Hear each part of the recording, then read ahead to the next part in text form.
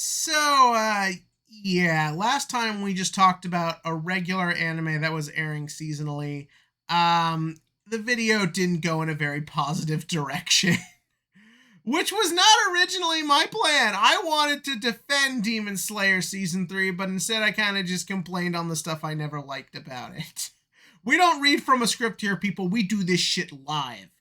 But yeah, I that was not my intention. So I feel like before we return to talking about card game anime and potentially talk about current airing anime that I think aren't great, I figured we should put some positivity in the atmosphere. Also, one last thing about the Demon Slayer video. I wasn't actually saying to make Nezuko a prostitute. I just meant give her a little more to do. But enough about negativity. Or maybe not, because doing that video kind of made me realize something that I was kind of already starting to understand, but I feel like that really cemented it for me, and that is I'm just not into battle shonen the way I used to be. Now, don't get me wrong. Like any other hot-blooded American male, I ate shonen up growing up. I loved me some DBZ when I was little. I was super into things like Naruto, Bleach, One Piece, all at various points in my life. And when the current batch of battle shonen started rearing their head, I did get really into it. I love My Hero Academia. I don't care what anyone else says. When that first season of Demon Slayer, I thought it was super fun.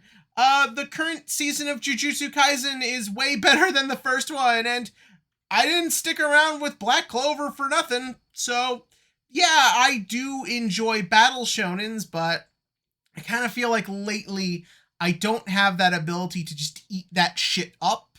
Maybe it's because I'm just a fucking old man now. Maybe it's because now I really do just like shows about pretty sad people. But that's kind of where I'm at in life. So it did get me thinking, what am I still enjoying when I get into a shonen? And then it kind of made me think, what's just kind of the shonen I'm enjoying the most right now? Well, the answer was Chainsaw Man, but we don't know when the fuck season 2 is happening. So in the meantime, we have my other favorite shonen jump title that's been animated lately, and that is Dr. Stone. Yeah, season 3, the first part was just on, and I think the second part comes on this October, which is just coming up. So I feel like now is the perfect time to talk about season 3 and kind of why this is what I'm just really enjoying out of shonen type stuff these days. So without further ado, let's kind of start off where season 3 begins, because I think that's a good place to kind of like indicate where what I like about this show is kind of pointing through. So for those of you who don't remember, the premise of this show is the whole world gets turned to stone after a while, or like, and by a while I mean like 3,000 years.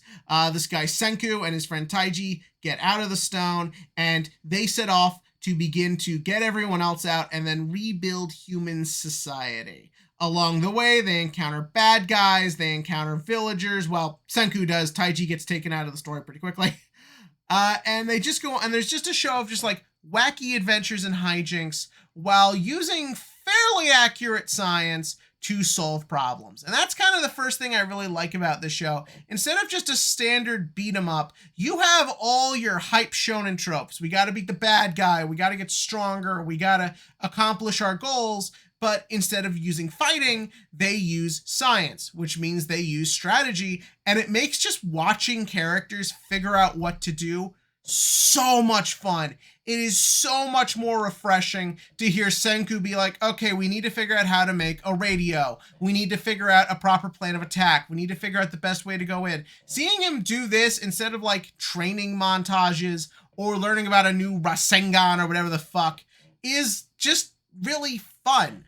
And also, the way they present science in this show is really fun. Science and scientists in media are often represented as being cold, boring, just stuffed shirt assholes who want everything done their way, which is always portrayed as the boring way. But in this show, the science way is positive. It's presented as a good thing. Senku isn't just a miserable, sad person. He's fun, he's charismatic, he's likable. Senku is, honest to God, one of my favorite characters in all of anime for these reasons. He's never not doing the smart thing. He never not has his own goals, but he also is shown to be very caring and wanting to help people and do the right thing. Those are very shonen type traits we see time and time again. But because this is a series that takes the time to show why its characters are unique and to show why its setting is interesting and the problem solving is interesting,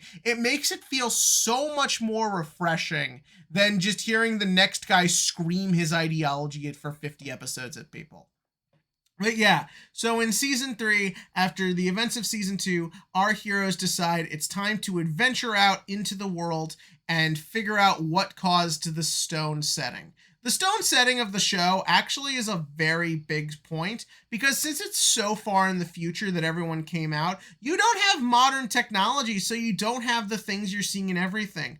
I can't see someone whip out a smartphone in this show and do a whole bunch of stuff on it. There is no Google searching thing. There's no cars for getaways. You have to watch everyone build everything from the ground up. And for the first couple episodes, that's all we're seeing people do in this season. You see them make roads. You see them make boats. You see everyone do all this different stuff.